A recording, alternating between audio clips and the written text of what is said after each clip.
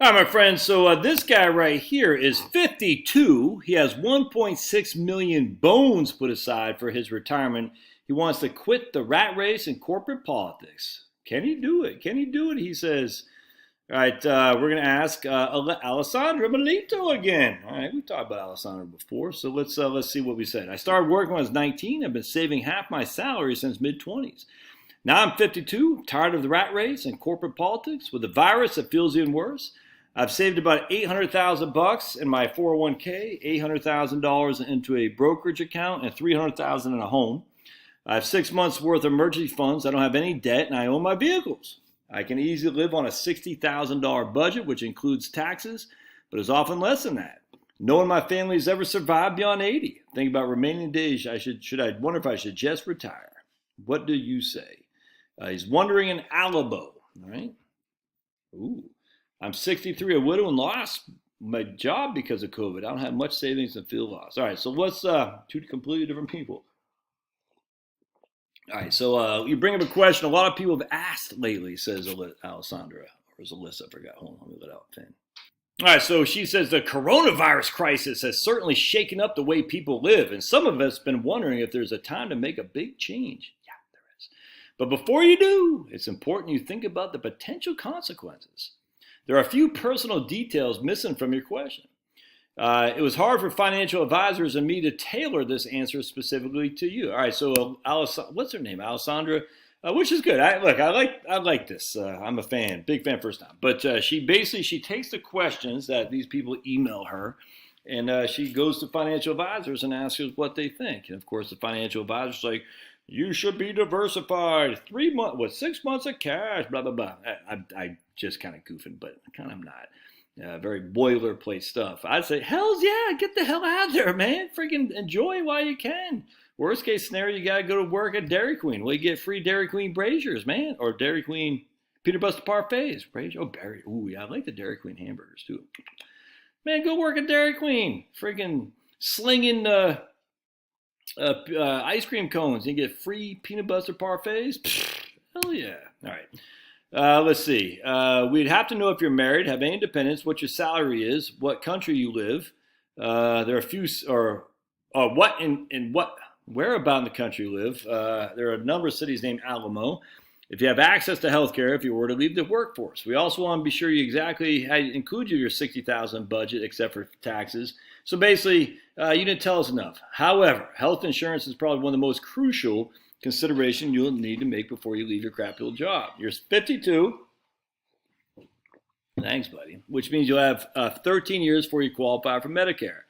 Private health insurance can be quite expensive. We'll say it's $2,000 a month. Right? And if you don't have a spouse whose insurance can cover you, the premiums alone could take a large chunk out of your annual budget. Right? So let's just say we're going to add $2,000 a month to his annual budget. That's $84,000 a year. Divide that by 1.6 million. All right, and we got a 5.25% distribution rate. So 13 years, 15 years, he takes Social Security. He's probably making pretty good bank. We'll just say he makes $2,500 a month.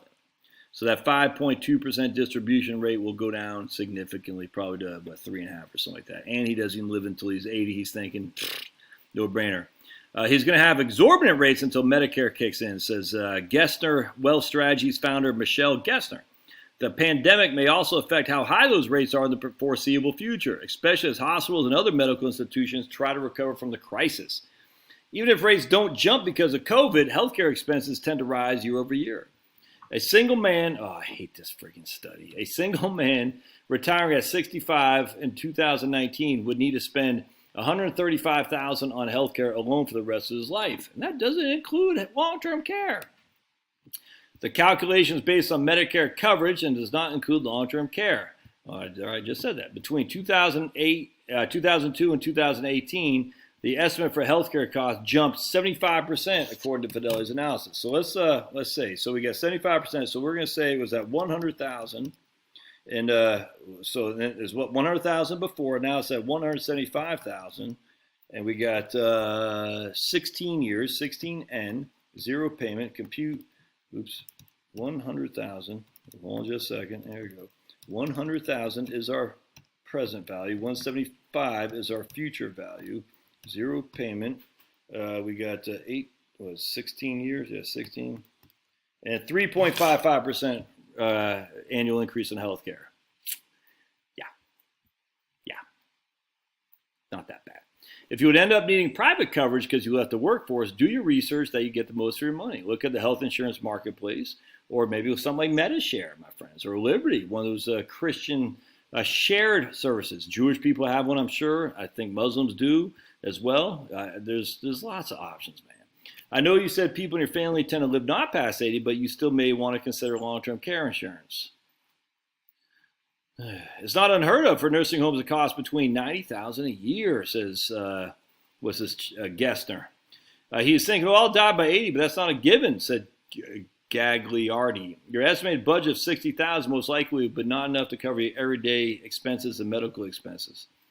Well, I mean, look, I got no qualm looking up long-term care, but I mean, you're just throwing stuff out there in this case. Okay.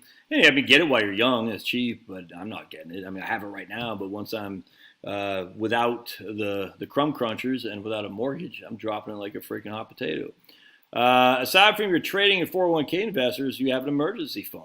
All right.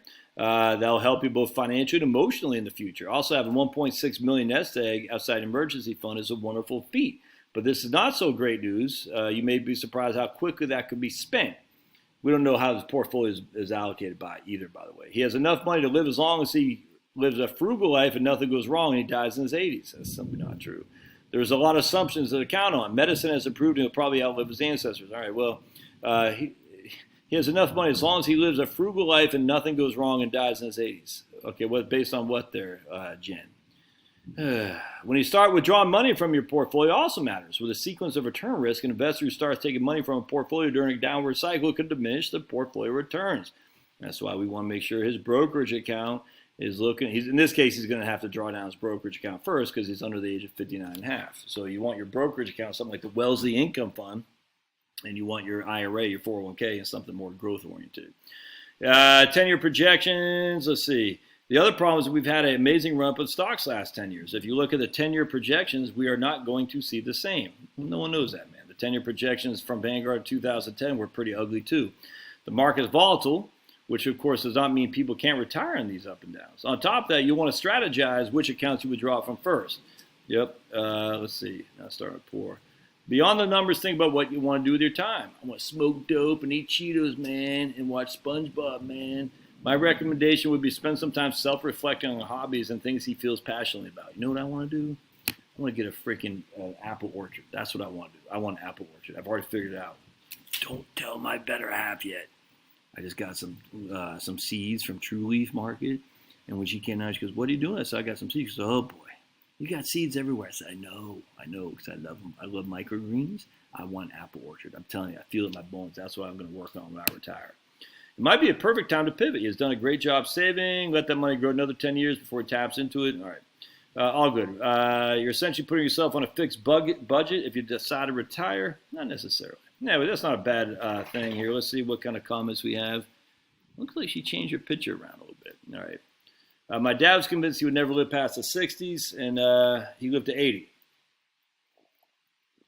He did develop all the chronic diseases his family died of, but because of modern medical advances, he's able to live longer. So we can't underestimate how much more advanced healthcare will be. I'm getting ready to do one of my favorite retirement calculators because I just did a video bashing on some other guy's retirement calculator. I'm going to show you one that I love here in just a second. We're going to address that. My parents have both reached 90. None of my grandparents made it out of 60s. You just don't know. I was 57 when I asked that question, but it's an easy answer. I moved to Spain. I have no deductible. I tell you, man, there's something to be said about this right here. I have no deductible private healthcare policy for $100 a month. Now that I've been here for over 5 years, I'm also covered by national insurance. I've been but you also have no freedom. But I get it, man. I got no qualm with that at all. I think there's a lot to be said that America is in the state of of over enforcement. Who's I listened to? Jack Spurko. He had a friend of his that he knew well. He made a lot of money. And he opened up in Malaysia, I think, some kind of like one of those beach facilities where you just drink and, there's he's got some pretty girls walking around, serving and stuff like that. It basically is just all you can never do that here, if that makes sense. It's just people are just going there to party, and there's something I don't quite, something that doesn't hit me right, because I know what people do when they go to Thailand and Malaysia, men in particular who are in their 50s. Not all of them, but I know there's some bad dudes that do that. Let's just put it this way. Not all of them. And I know, trust me, I got tons of people on this very channel who go to Thailand and they meet a wife. I got no qualm with that, none whatsoever. I know there's also lots of scumbags that go and do things they would be jailed for here, if that makes sense. The point being is, at the end of the day, there are some in these places that they're not as heavy on the regulations. And with a little bit of wink, wink, and bribes and stuff, you can get a lot more done than you can stateside, because people are just like, whatever, man, just leave me be. There's some libertarian concept here in some of these other countries that is very interesting to me. Anyway, so good stuff, man. I'm going to close my door because we're raining, so stay tuned for my next video. I'm going to show you my favorite retirement calculator. All right, thanks.